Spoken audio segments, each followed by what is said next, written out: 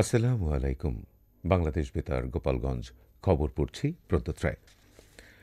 মাদারীপুরের ডাসার উপজেলায় কৃষি বিভাগের উদ্যোগে গতকাল উপজেলা পরিষদ মিলনায়তনে এক সভা অনুষ্ঠিত হয়েছে। জেলা কৃষি সম্প্রসারণ অধিদপ্তরের উপপরিচালক ড সন্তোষ চন্দ্র এতে প্রধান অতিথি হিসেবে উপস্থিত ছিলেন। সভায় কৃষি, পুষ্টি, উদ্যোক্তা উন্নয়ন ও গ্রামীণ সক্ষমতা নিয়ে আলোচনা করা হয়। এছাড়া তৃণমূল কৃষকেরা তাদের অভিজ্ঞতা, চাহিদা ও বাজার সংযোগ নিয়ে মতামত দেন। সভায় বক্তারা পারস্পরিক সহযোগিতার মাধ্যমে আরও কার্যকর পদক্ষেপ নেয়ার আহ্বান জানান। উপজেলা নির্বাহী কর্মকর্তা সাইফ উল আরেফিনের সভাপতিত্বে উপজেলা কৃষি কর্মকর্তা কৃষিবিদ মিল্টন বিশ্বাস, পার্টনার কর্মসূচির সিনিয়র মনিটরিং অফিসার হাফিজ হাসান সহ অনেকে এ সময় উপস্থিত ছিলেন।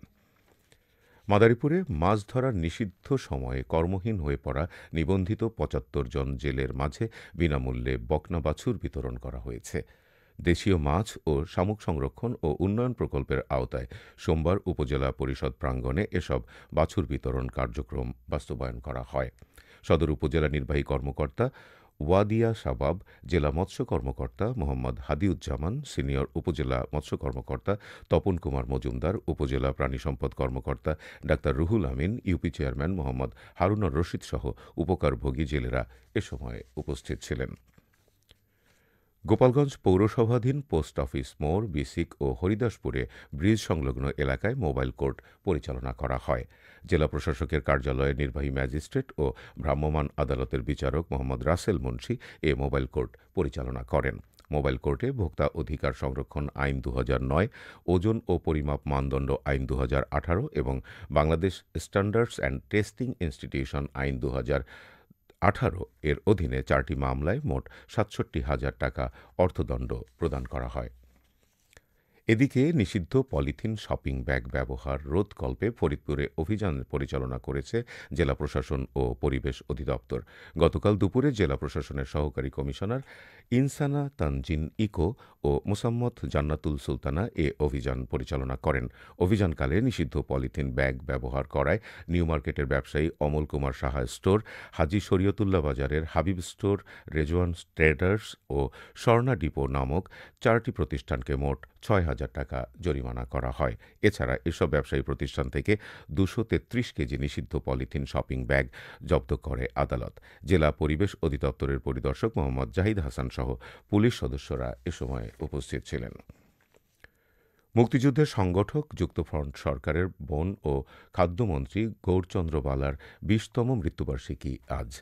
গৌরচন্দ্র বালার মৃত্যুবার্ষিকী পালন উপলক্ষে ফরিদপুর শহরের ঝিলটুলিস্থ বাসভবন বালাবাড়িতে পারিবারিক পরিমণ্ডলে গীতা পাঠ ও পূজা অর্চনা সহ নানা আয়োজন করা হয়েছে।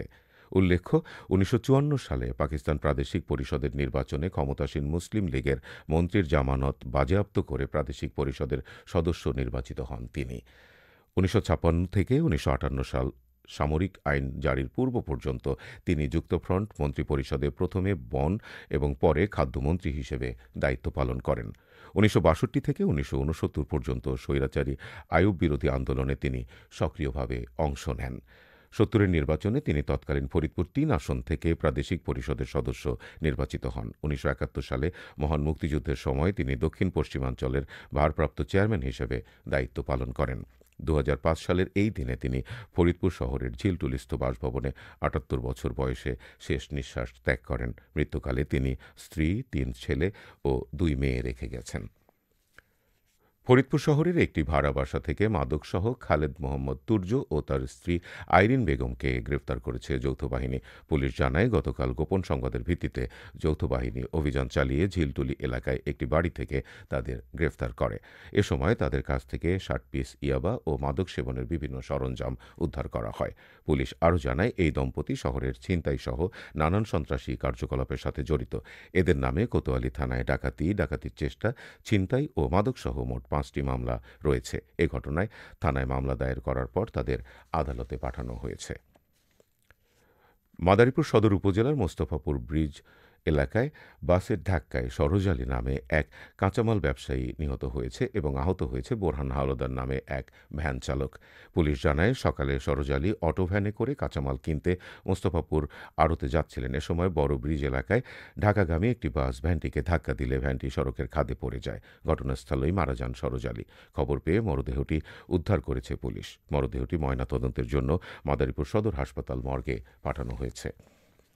সবশেষে আবহাওয়া।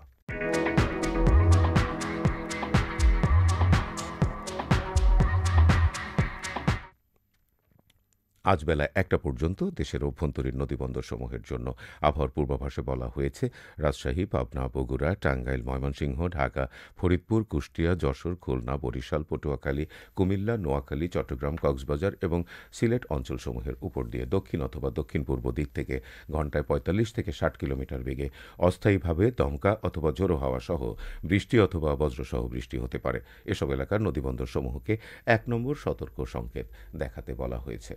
খবর শেষ হলো। আমাদের পরবর্তী খবর প্রচারিত হবে আগামীকাল সকাল ৮টা ৩০ মিনিটে বাংলায়।